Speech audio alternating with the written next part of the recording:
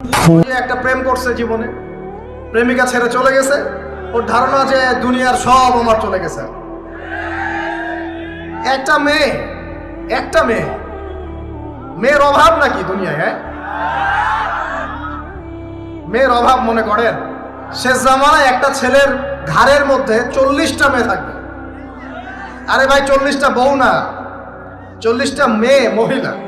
মানে আপনার ঘাড়ে থাকবে আপনার স্ত্রী, আপনার কন্যা, আপনার মা, আপনার বোন, আপনার শাশুড়ি, আপনার খালা, সব আপনার ঘাড়ে। শেষ জামানায় মেয়েদের সংখ্যা আস্তে আস্তে বাড়তে থাকবে, ছেলেদের সংখ্যা আস্তে আস্তে কমতে থাকবে। যুদ্ধ বিগ্রহ বেশি হবে, ছেলে মানুষ একটু বেশি মারা যায় না, বাইরে চলাফেরা বেশি করে, অ্যাক্সিডেন্ট আছে, রোড অ্যাক্সিডেন্ট, এই সেই, যুদ্ধ বিগ্রহ। এমনি গড়াইও ছেলেদের কম, আর ছেলেদের জন্মহার কিন্তু মেয়েদের চেয়ে কম। শিশু ছেলে মারা যায় বেশি, মেয়েরা মারা যায় কম। ছেলেরা এমনিতেই সংখ্যায় কম হবে, আর শেষ জামানায় মেয়েদের সংখ্যা আরো বেশি বাড়তে থাকে। একটা মেয়ে চলে গেছে, ব্যাস আপনি জীবনটা নষ্ট করে ফেললেন। কি হয়েছে? আর এগুলো কিন্তু কোনো ভালোবাসা না, এগুলো হচ্ছে একটা আবেগ। এটার নাম কি ভাই? এটা জাস্ট একটা আবেগ। এই যে ছেলেরা মেয়েদের সাথে হারাম সম্পর্ক করে এক পর্যায়ে যে ছেঁকা খেয়ে মাদকের কাছে গেল, এখানে মূল সমস্যাটা ভালোবাসা না। এখানে মূল সমস্যাটা ছিল আপনি আপনার নফসের কাছে হেরে গেছেন।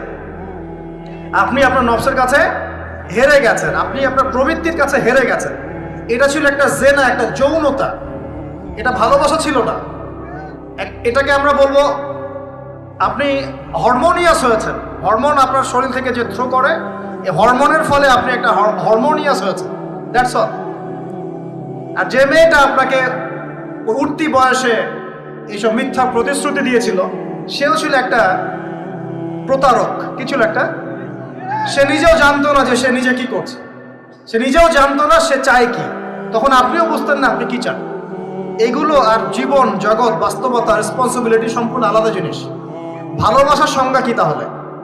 ভালোবাসার সংজ্ঞা হচ্ছে, ভালোবাসার ডেফিনেশনটা হচ্ছে যে আপনি যাকে পছন্দ করেন, যাকে আপনি ভালোবাসেন, তাকে আপনি কতটুকু বোঝেন। এটা হলো ভালোবাসার ডেফিনেশন।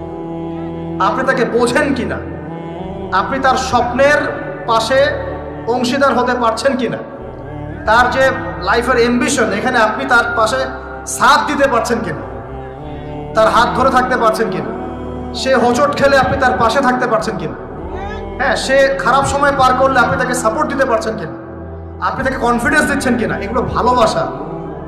আমরা আমাদের সন্তানদেরকে ভালোবাসি না?